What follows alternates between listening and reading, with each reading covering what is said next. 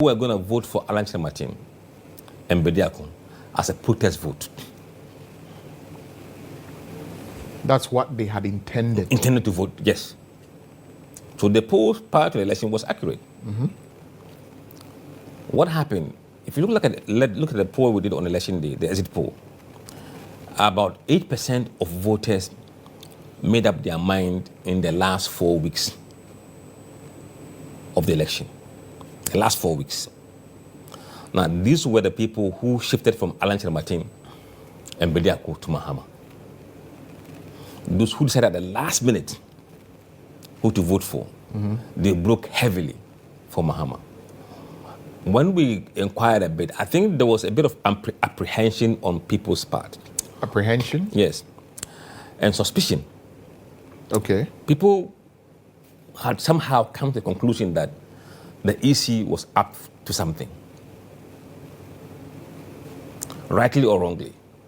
But people had the perception. Perception. That the EC was up to something. Yes. For this coming election. Absolutely. And also they didn't understand why the MPP was getting more confident when they realized that, look, this should be obvious that you're going to lose. Mm-hmm. But the MPP were pretty confident. So people were being, is it a coincidence or something is somewhere in somebody's sleeves? Mm. So those who were thinking of voting for Alan and Martin did not want any election that could be close, for there to be any chaos.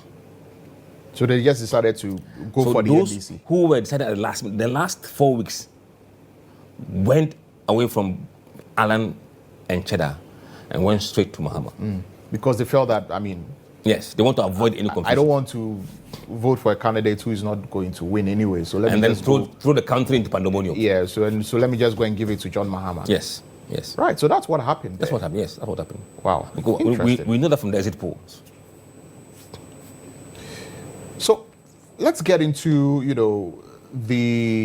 some of the cases that are still outstanding. There are 9 parliamentary seats seemingly which are still outstanding, right? 7 of them were redeclared for the NPP, right? 7 of them were redeclared for the NPP. And the NDC went to court, to the Supreme Court, and the Supreme Court allowed 3 to stay. In those 3, there was no collation that was, completed. And so the collation was done and those results were declared. So the Supreme Court says that stays. But then the 4, which were re-declared, if I should put it that way, recollated and redeclared after they had earlier been declared, the Supreme Court says that is null and void. Go back, hear the mandamus application at the High Court and all of that.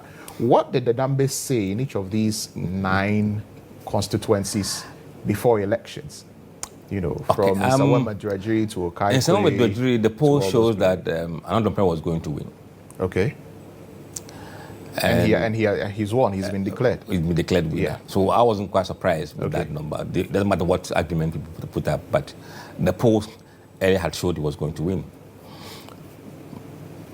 But the win is quite narrow compared to what the poll was suggesting. Mm. If you look at Tema Central, for more than 6 months, the poll shows they were losing Tema Central. It showed that the MPP were losing Tema Central. And if you look at Dome Kwabinya, the poll shows they were losing Dome Kwabinya. And if you look at Ablekumanov, the poll shows they were losing. The only constituency that showed they were winning was Okaikwe Central. Okaikwe Central. That's Patrick Yabuama's constituency. The one Baba Sadiq absolutely says he's won. That was what the polls were saying.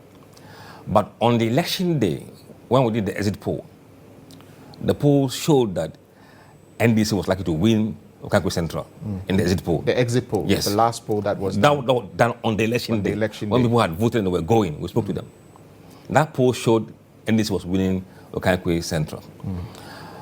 And then the poll showed NDC was winning Ablekumanov. It showed they were winning Dome Kwabinya and they were winning Tema Central. Really? So there were so many evidence from data that showed that those seats actually probably they lost them.